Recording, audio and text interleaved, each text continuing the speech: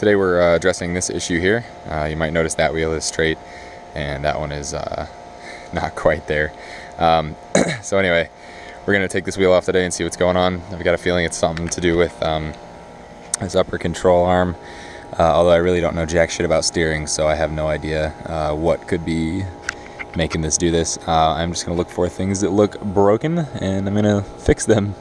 So we're going to jack it up, take the wheel off, bang this piece out here, because I've got a feeling that's a lot of it. It's sitting, the entire thing is sitting angled that way, so I'm pretty sure that's going to be a big part of this. But we'll figure that out. Hopefully this piece of the subframe here is not actually somehow bent. I really don't know.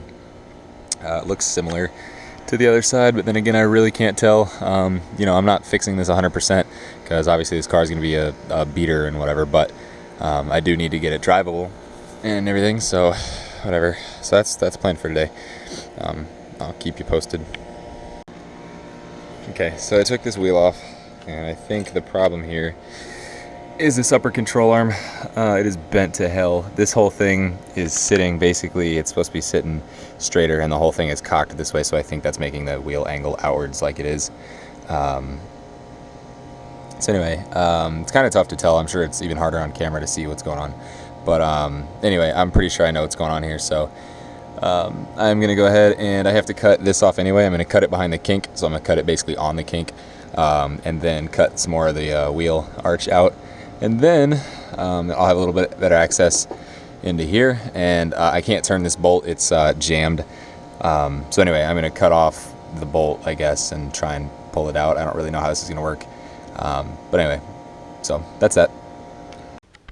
Okay, so for some reason I thought that cars could just magically get in wrecks and not end up damaged. I don't know why, but anyway, since that is not the case, I bought a new subframe over there, which I'm about to clean up. The subframe here was bent a little bit, which I thought I'd be able to bend back. Turns out the bolt that runs all the way through this was bent itself. So when I cut it off here and tried to sledgehammer it through, I'm trying to push a bent rod through a straight hole, and it's just not working. And I destroyed this upper control arm trying to get it out. So, anyways, what? So that's what I did today. Is I went and drove and got a new subframe and upper control arm. So, anyway. I'm going to clean that up, and then I'm going to throw that in the car probably next week sometime. So anyway.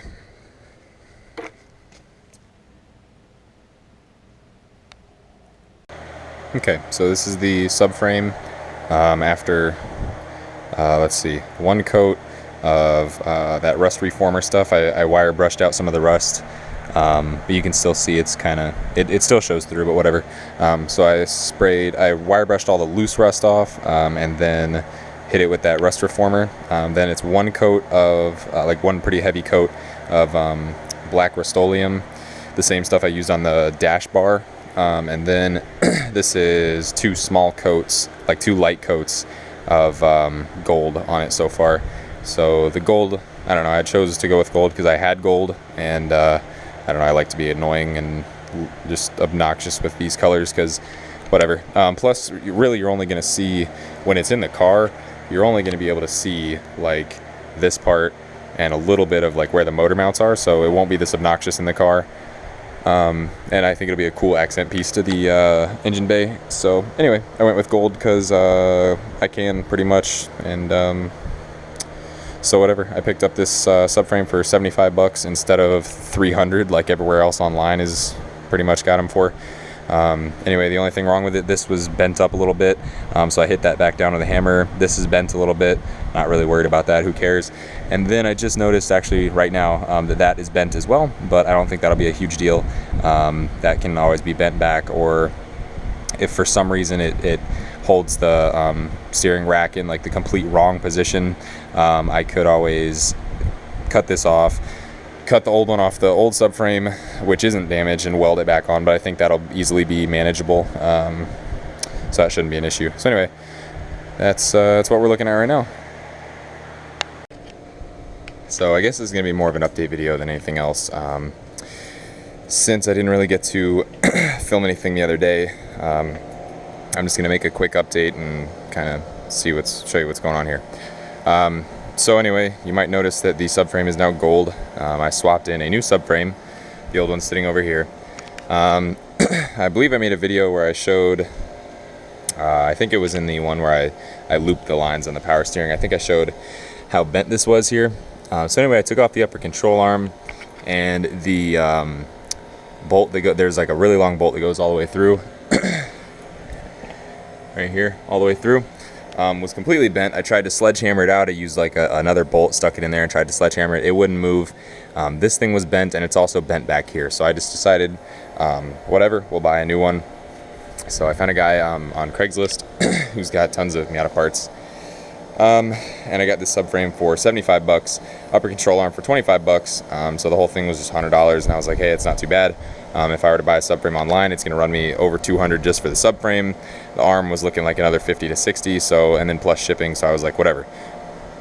So, long story short, drove up to Daytona, picked this up, and did a subframe swap. So I had a buddy over the other day helping me, and we found that these bolts, the studs that come out of the frame rail there were a little bit bent, so I had to fix that, angle them back a little bit, and also shave a little bit of the bolt hole in here, just a little bit, so that they would slide in. So that mounts up. Then I got the motor mounts back in and everything. Upper control arm is now on. What else? Yeah, I don't know. So anyway, that's what we've been doing, just little stuff. Kind of sucks. But anyway, that's what we've been doing. This is bent. This little piece was bent here. The subframe wasn't like pristine, but I have 3 out of the 4 mounting holes for the steering rack in. I just have to figure out something to hold that one. So anyway, it's looking good. Subframe's back up. You can see that scissor jack is holding the back of it right now. I need another bolt for the back part of the subframe. Let me see if I can find the bolt that was in there earlier. I don't know, I don't see it here anywhere on the floor, but anyway, there was a bolt that was pretty much sheared off because this car was really low before I got it, and the bolt was completely sheared off, so I welded another nut to it, and unscrewed that. I don't know, whatever. So anyway, I need another bolt for that side, another bolt for this side because there wasn't one, and then we should be looking good. So anyway, that's a quick update on the Miata as it sits. Oh, we also had to move it in the garage because our neighbors are a bunch of assholes, and they didn't like a piece of shit sitting under a tarp in the driveway, I guess. So anyway, I moved it, and now it sits in the garage. So anyway, now that the subframe is good, we're gonna throw some, I have to still get a new wheel. We're gonna throw a wheel on that side, and it should be able to sit, and then I will start tubing the front. So that was pretty much what I had to get done first, and I'm gonna start tubing the front. So hopefully the next episode will be getting ready for that tube frame, and then I don't know, after that we'll be taking care of the little stuff inside that needs to be done, and get this thing on the road hopefully. So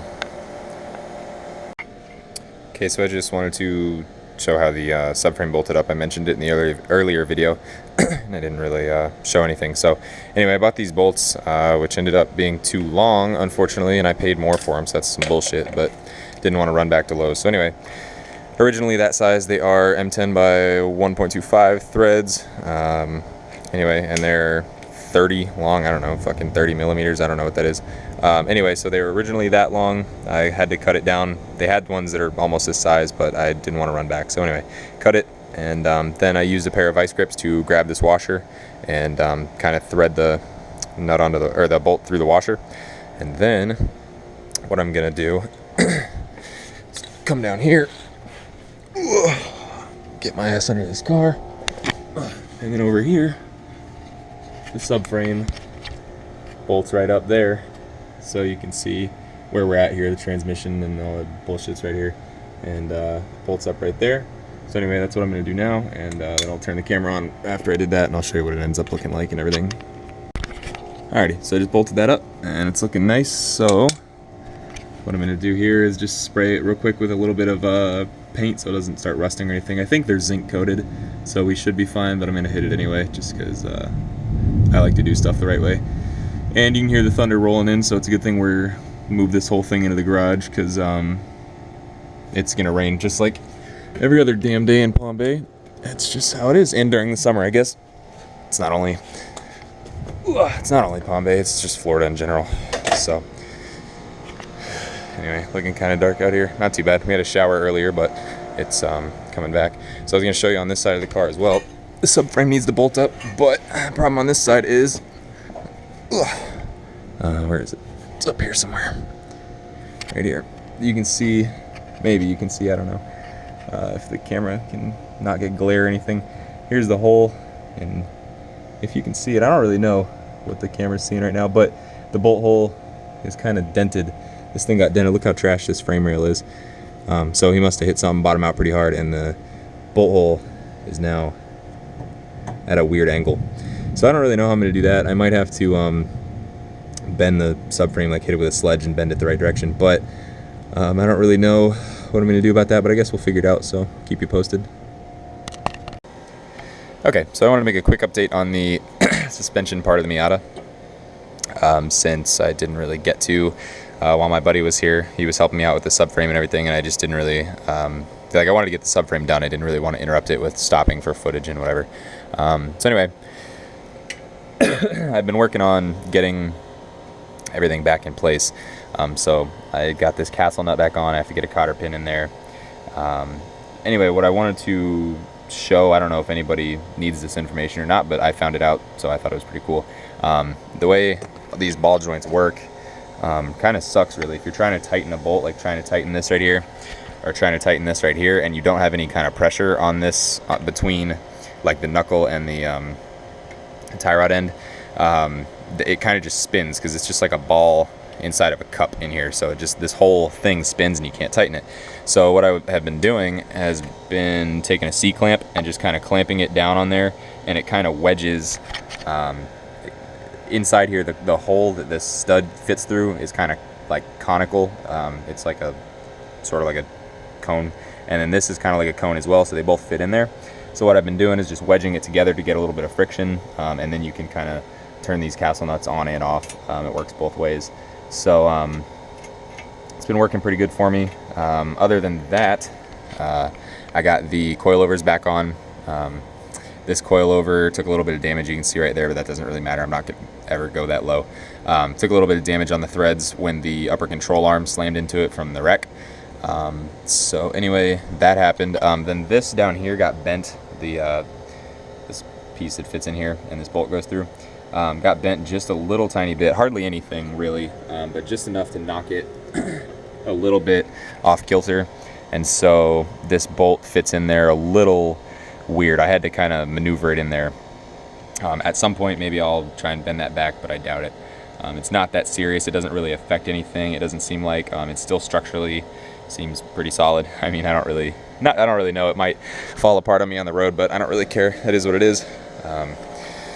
Other than that, steering rack is all bolted up, with the exception of one over here. This little, I think I made a video about this. The one of the screw mounts in the new subframe is kind of damaged, so I don't know. I might just tack weld that, or I'm not really sure. Might just leave it open, honestly.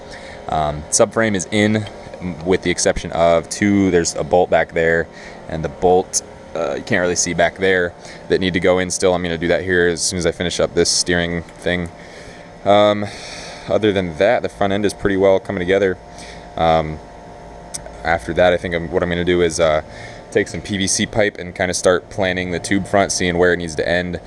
I don't have the front bumper yet, but I think what I'm going to do is put the fender on here and then see where that ends, and then kind of reference on my car where the tube will need to go, and then I'll be planning for how much material I need and that kind of stuff.